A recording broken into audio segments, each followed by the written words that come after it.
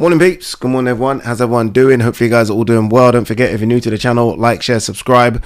I got this printed out and blown up the other day. Incredible. Easily my most proudest moment as a broadcaster. Easily. Interviewing the great Alexander Usyk after that undisputed win against Tyson Fury. Look, the interview weren't great, but just to be in the ring in that moment, incredible. Obviously this needs to go up somewhere. It's probably gonna go there, so I'm gonna bring Bivol down and it'll go there. Maybe, I don't know, we'll find a place for it. But you know what, yeah, I look at this and sorry to bore you guys, but for those of you that understand my journey and the journey I've been through, I mean, I think you guys will all be proud of me. But I look at that and think, fucking hell, what an incredible journey. Like, it could have stopped there. Like, I could say, okay, we're retiring now, we've done it, we've clocked the game. But there's still a lot to come, including their rematch December 21st. But yeah, that's going to go up. So the next time I film, hopefully, because you know how lazy I am, that will be up somewhere. All right, let's have a look and see what there is to talk about. Let's start with this one. Keson Davis hopes to lift up Norfolk starting in November 8th return. I like Keson a lot. And by the way, it ain't going to be easy against Gustavo Lemos. Is it Lemos or Lemos? I think it's Lemos. He gave Hitchens some good rounds. I remember the scorecards. Like, one was very wide, ridiculous, like 117, 111. It wasn't that fight.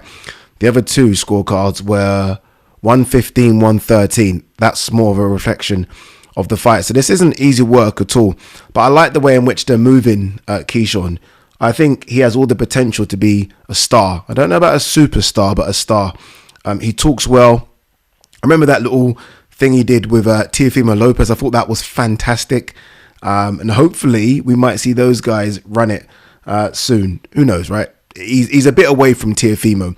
Maybe not so much away in ability, but where Teofimo is, he's not looking at a Keson fight at all. The one they are talking about a lot is Andy Cruz. Obviously, they have history dating back to the amateurs. I think you need to build that a lot more. A lot more. Like, Andy Cruz hasn't lit it up as much as we thought he would so far as a pro. Only, what, 4 or 5 fights in? So it's going to take time. And why do it now? There's no need to. By the way, if they were to run it now, I know Andy Cruz has the better of Keson in the amateurs, but I think I'd favour Keson in the pros. Pros is different. It's a different game. One thing Keson has shown to have in the pros that Andy Cruz hasn't shown yet is the punch power. Keson, I think, is 10-7. So 10 wins, 7 knockouts against some good guys as well. So yeah, look, hopefully he can start to get a crowd in Norfolk. You know what the problem is for Keson? And it's kind of similar to Shakur Stevenson. Who is the spokesperson? Like, who is the Eddie Hearn for him? Doesn't have it, right? I mean, Bob just isn't going to do it. I mean, Bob's like 91, 92. I mean, even when Bob was 50, Bob ain't doing it. Bob ain't that guy for that kind of stuff. So he's doing a good job, Keson, selling himself, but he needs someone to kind of take that from him. And someone, I mean, it doesn't have to be Eddie, it could be Oscar, but someone just to kind of promote and say he is the best 135 pounder out there. He'll go up to 140 and kick ass. He'll go up to 147. He needs someone to do that work for him. Alicia Baumgardner, every fight I have, I've got a chip on my shoulder. Man, the fall off from Alicia Baumgardner is incredible. Incredible. I know she had the adverse drug issue. Is that the right term? What, last year? She then had this little back and forth with Clarissa Shields. But you think of where Alicia was 2-3 years ago, that Terry Harper win, when she announced herself to the world, and then all that build up with Michaela Meyer, which was fantastic. I mean, I know Clarissa and Savannah was the main event, but I feel like most people were interested in Alicia versus Michaela. They really sold that. She was like there. She was there, right? There was talks about Amanda Serrano, there was talks about other big fights as well. And now she's fighting on some app called, I think it's Brinks or Blinks TV or something like that. And I was like, huh? When did the Matchroom split happen? When did the DAZN split happen? I mean, look, it's good that she's fighting, but no one knows what this app is. I mean, some might have said this about DAZN a few years ago, but I don't think this is going to turn into DAZN. So, yeah, she needs to get back big time. I I've said I think the perfect fight for her is Skye Nicholson, but they're not going to fight. I mean, look, if the money's right, they might fight, but it doesn't look like they're going to fight because they're good friends. But yeah, Alicia needs to get back in the mix somehow very, very quickly because she's been forgotten. And I think she's still a very, very good fighter. The welterweight division is broken.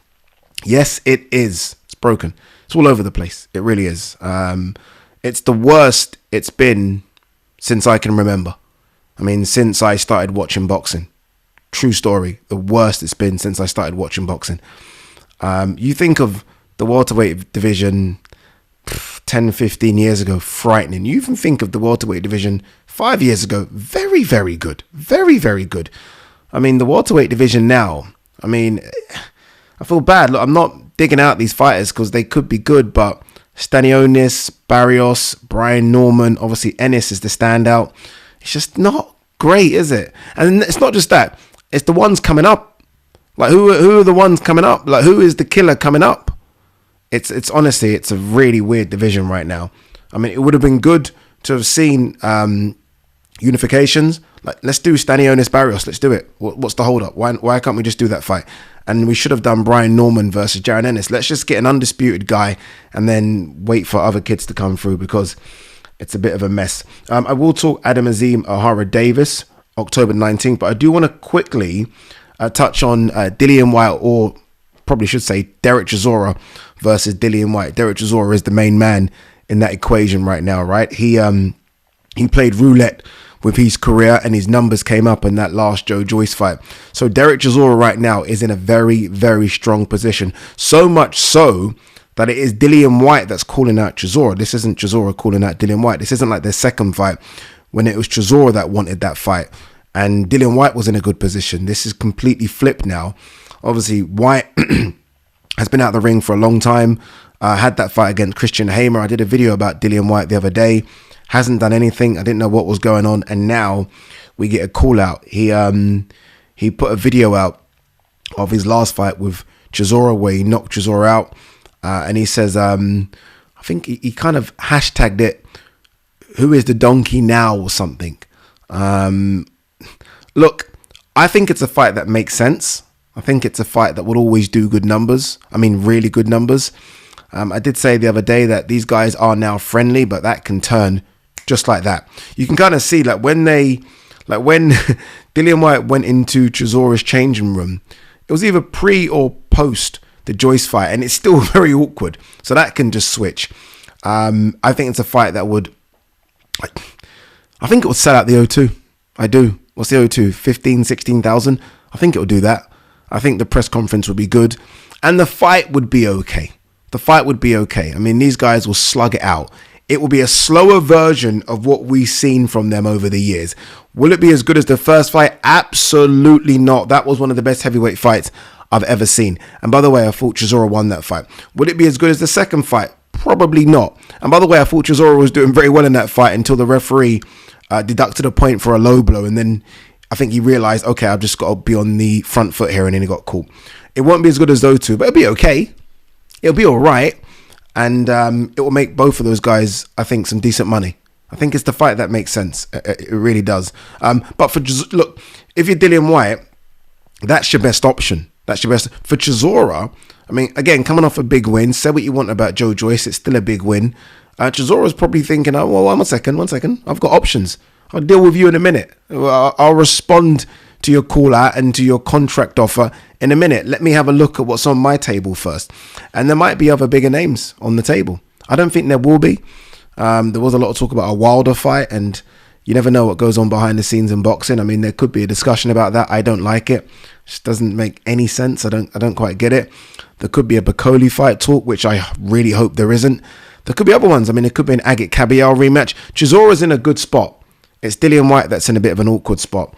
But I think it's a fight that makes sense. I think it's a fight that could either be a standalone main event or could go on the Riyadh season Fury Usyk rematch. I'd rather it be a standalone event over here because it just needs to be over here, that fight. It needs the British atmosphere because you know that fight's going to get going and the crowd are going to fucking really get involved. But I like it. I'm not mad at it. Chisora wants to get to 50 fights. He's 2 away. He's not going to listen to me when I say stop, you know, put the gloves away. So it is what it is. Give him what he wants. And I think what he wants is violence. And him versus Dillian White, I think we all know, is violence. All right, let's talk about Adam Azeez. I just saw it here. Adam Azeez versus Ohara Davis.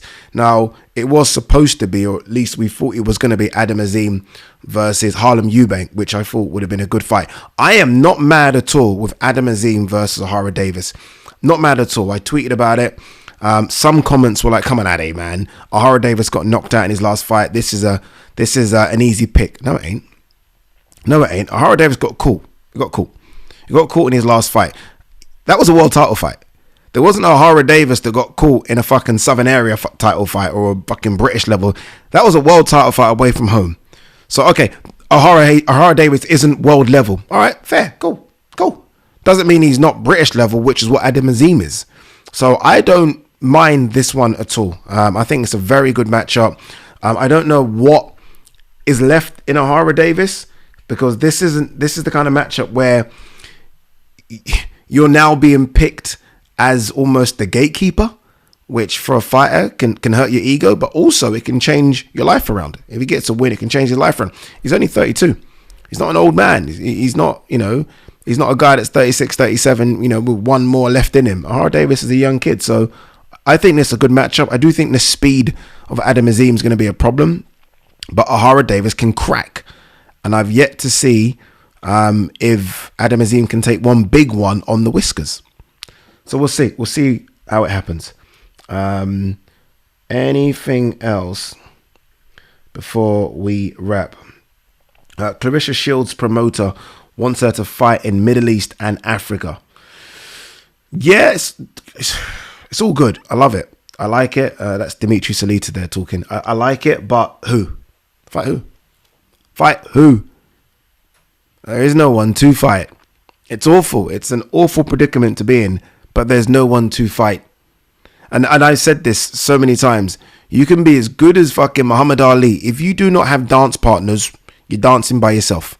And unfortunately for Clarissa Shields, she doesn't have dance partners.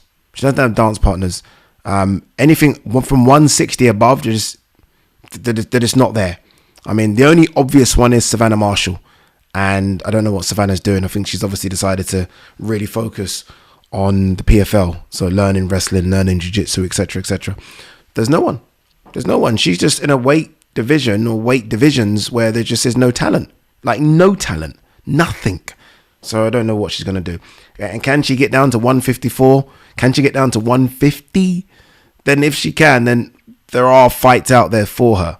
But if she can't, and I don't know if she can, she looks very fixed, doesn't she? Then she, unfortunately, is in a bad spot. All right, guys, girls, peace and love.